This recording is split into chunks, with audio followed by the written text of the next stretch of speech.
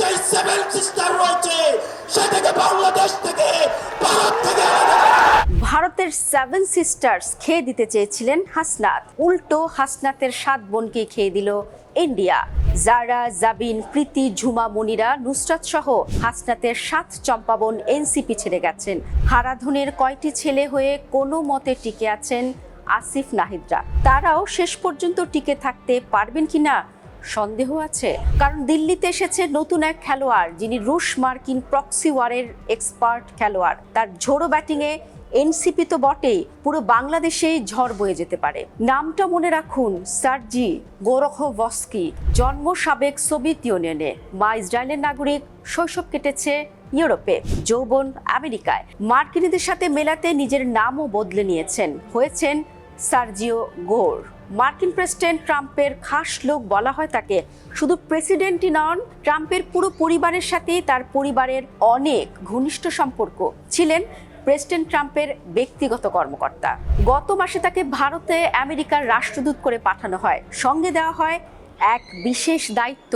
দক্ষিণ এশিয়ায় ট্রাম্পের বিশেষ দূত হিসেবে ট্রাম্প তাকে কি মিশন দিয়ে পাঠিয়েছেন এই নিয়ে চিন্তিত ভারত সরকারও। দিল্লি এসেই নিজের কাজে তৎপর হয়েছেন সার্জিও। গত সপ্তাহে দিল্লি থেকেই বৈঠক করেন বাংলাদেশের প্রধান উপদেষ্টা ডক্টর ইউনূসের সাথে।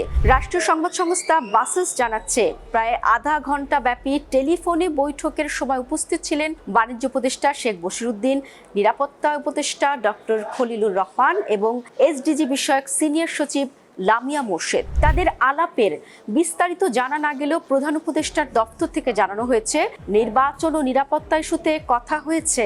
ডক্টর ইউনূস তাকে জানান, সরকার যে কোনো পরিস্থিতি মোকাবেলা করতে প্রস্তুত।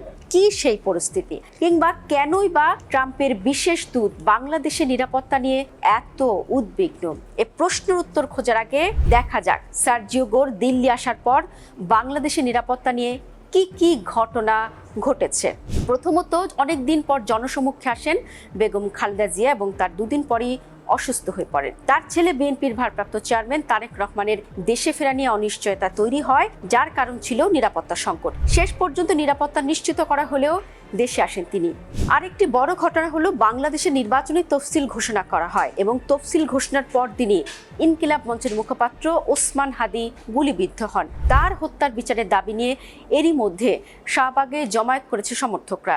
শোনা যাচ্ছে ইনকিলাব মঞ্চকে রাজনৈতিক শক্তি ও দলে রূপান্তরের পরিকল্পনা করা হচ্ছে, যার সঙ্গে জুলাই অভ্যুত্থানের অন্যতম মাস্টার মাইন্ড মাহফুজ আলমের সম্পৃক্ততার কথা শোনা যাচ্ছে। অনেকেই বলেন, মাহফুজের সাথে মার্কিন ডিপ স্টেটের কানেকশন নাকি আছে।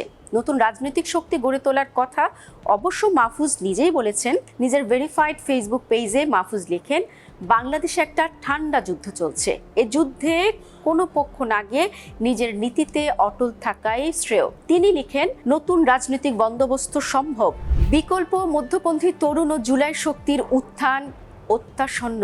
তিনি একই সাথে বলেন, if you care to join me you are most welcome. অর্থাৎ আপনারা যদি আমার সাথে যোগ দিতে চান, আপনাদের স্বাগতম। মাহফুজ নতুন বিকল্প রাজনৈতিক শক্তি গড়ে তোলার পাশাপাশি ঠান্ডা যুদ্ধের যে ইঙ্গিত দিয়েছেন তা বিশেষভাবে গুরুত্বপূর্ণ। দ্বিতীয় বিশ্বযুদ্ধের পর কোল্ড ওয়ার বা ঠান্ডা যুদ্ধ বলতে বোঝানো হতো আমেরিকা এবং সোভিয়েত ইউনিয়নের মধ্যকার ঠান্ডা লড়াই। সে লড়াইয়ের অংশ হিসেবে অনেক প্রক্সি ওয়ারও হয়েছে। প্রক্সি ওয়ার মানে নিজে যুদ্ধ না করে নিজের অনুগত কাউকে দিয়ে যুদ্ধ করানো। যেমন আফগানিস্তানে আমেরিকা তালেবানদের দিয়ে সোভিয়েতপন্থী আফগান সরকারের বিরুদ্ধে যুদ্ধ করিয়েছে। তবে সময়ের পরিক্রমায় তালেবানরা এখন আমেরিকার চোখে শত্রুতে পরিণত হয়েছে আর রাশিয়ার চোখে বন্ধু। আর তাই তালেবান সরকারের সাথে হাত বাড়িয়ে দিয়েছে রাশিয়া। একই সাথে তালেবান সরকারের সঙ্গে বন্ধুত্ব করছে ভারত। ভারতের সাথে আফগানিস্তানের এই দহরম মহরম ভালো চোখে দেখছে না পাকিস্তান ও চীন। বাংলাদেশ মার্কিন রাশিয়ার প্রক্সি ওয়ারের ক্ষেত্রে হতে পারে অনেক আগে থেকেই, এমনটা বলে আসছিলেন রাজনৈতিক বিশ্লেষকরা। আর এই প্রক্সি যুদ্ধে স্বার্থ আছে ভারত, পাকিস্তান এবং চীনের। নির্বাচনের ঠিক আগে বাংলাদেশের রাজনীতিতে যে উত্থান পতন দেখা যাচ্ছে তা এই ঠান্ডা লড়াইয়ের অংশ কিনা তা নিয়ে প্রশ্ন আছে। মাহফুজ যে ঠান্ডার লড়াইয়ের কথা বলছেন, সেখানে তিনি এই পক্ষগুলিকে বুঝিয়েছেন কিনা সেটাও বড় প্রশ্ন। কারণ একই সময় এনসিপির যুগ্ম সদস্য সচিব ডাক্তার মাহমুদা মিতু ফেসবুকে লেখেন, 1 পয়সা দিয়েও দেশি ভান ধরা পশ্চিমা গং বিশ্বাস করি না। এর চেয়ে যারা ওপেন বলে কয়ে পশ্চিমা এজেন্ডার পক্ষ নেয় তাদের সেলুট। যারা এনসিপি ছেড়ে গেছেন তাদের উদ্দেশ্য করে পশ্চিমা এজেন্ডা বাস্তবায়নকারী বলেছেন মিতু। সম্প্রতি এনসিপি ছেড়ে গেছেন বেশ কয়েকজন নেতা। পদত্যাগ করেছেন দলের যুগ্ম আহ্বায়ক তাজনুভা জাবিন, জ্যেষ্ঠ যুগ্ম সদস্য সচিব তাসনিম জারা, যুগ্ম সদস্য সচিব নুসরাত তাবাসসুম, যুগ্ম সদস্য সচিব মীর আরশাদুল হক, দুতি অরণ্য চৌধুরী, মনজিলা ঝুমা সহ বেশ কয়েকজন নেতা। দুইয়ে 4 মিলালে বোঝা যায় এনসিপি থেকে পদত্যাগকারী অংশ আর এনসিপিতে থেকে যাওয়া অংশ ঠান্ডা লড়াইয়ের দুটি আলাদা পক্ষ। ডক্টর মাহমুদা মিতু যাদেরকে পশ্চিমা এজেন্ডার পক্ষের বলে ইঙ্গিত করছেন, তারা কি শেষ পর্যন্ত মাহফুজ আলমের নেতৃত্বে ঐক্যবদ্ধ হচ্ছেন? অনেকেই বলেন মাহফুজের সাথে মার্কিন ডিপ স্টেটের কানেকশন আছে, যেটা কিছুক্ষণ আগেও বললাম। তাহলে তারাই কি ইনকিলাব মঞ্চকে সামনে রেখে এগুতে চাইছে? এদিকে অন্য পক্ষে আছে ভারত রাশিয়া। গত কয়েকদিন ধরে ঢাকায় ঘুরে বেড়াচ্ছেন বিশ্বজুড়ে আলোচিত তালেবান নেতা মোল্লা জাওয়ান্দি ওরফে মাওলানা নূর আহমদ। খেলাফত মজলিসের আমির মাওলানা মামুনুল হক সহ ঢাকার কয়েকজন রাজনীতিবিদের সঙ্গে বৈঠক করেছেন তিনি। তালেবান সরকারের দক্ষিণ এশিয়া বিষয়ক নীতি নির্ধারণে মোল্লা জাওয়ান্দি সবচেয়ে গুরুত্বপূর্ণ ব্যক্তি। তালেবানের সঙ্গে যখন ভারত ও রাশিয়ার অন্তরঙ্গ সম্পর্ক, ঠিক সে সময় গুরুত্বপূর্ণ একজন তালেবান নেতার জামায়াত এনসিপি জোটের নেতাদের বৈঠক বিশেষ ইঙ্গিত বহন করে। বাংলাদেশে ভারতপন্থী পাকিস্তানপন্থী কোনো রাজনৈতিক ঠাঁই হবে না। জামায়াত এনসিপি খেলাফত সবসময় নিজেদেরকে ভারতীয় আধিপত্য বিরোধী বলে দাবি করে, ফলে তাদের পক্ষে সরাসরি ভারতের সাথে সম্পর্ক রাখা কিন্তু সম্ভব নয়। সেক্ষেত্রে কি?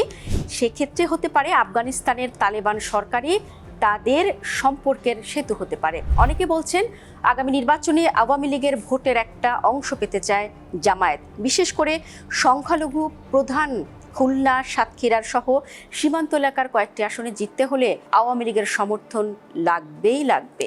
আওয়ামী লীগের অনুপস্থিতিতে বাংলাদেশ সরকারের নীতি নির্ধারণী পর্যায়ে ভারতের প্রভাব অনেক কিন্তু কমে গেছে। ভারত তাই এখন বিভিন্ন পক্ষের মাধ্যমে নিজেদের অবস্থান তৈরি করতে চাইছে। সেই কৌশলের অংশ হিসেবে একদিকে বিএনপি, আরেকদিকে জামায়াতের সাথে সম্পর্ক রেখে এগিয়ে চলেছে, যাতে করে প্রয়োজনের সময় কোনো না কোনো পক্ষকে অন্তত কাজে তো লাগানো যাবে।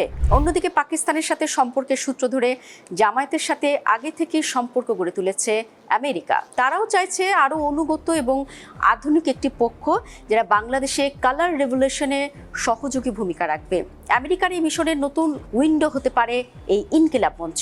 এর মাধ্যমে প্রয়োজনে ভারতকে চাপেও রাখতে পারবে দেশটি। দিল্লিতে বসে দিল্লির বিরুদ্ধে এসব কলকাঠি নাড়ছেন সার্জিও গোরখোভস্কি। তারই পরিকল্পনায় এনসিপিতে ভাঙন, নতুন রাজনৈতিক শক্তির উত্থানের সম্ভাবনা।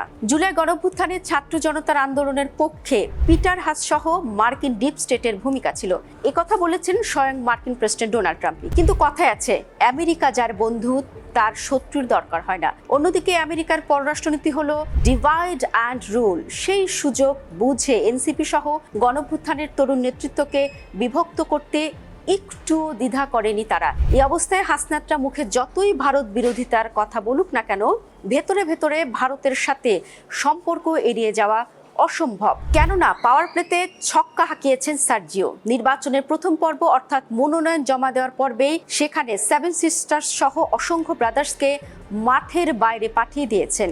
সার্জিও দিল্লি এসেছেন মাত্র 1 মাস হলো। এর মধ্যে নিজের কারিশমা প্রমাণ করেছেন। ইহুদি মাথা আর ট্রাম্পের আশীর্বাদে সামনে আরও কত খেলা দেখাবেন এবং সেই খেলায় এনসিপি এবং বাংলাদেশকে আরও কি অভিজ্ঞতার মুখোমুখি হতে হবে তা সময় বলে দেবে।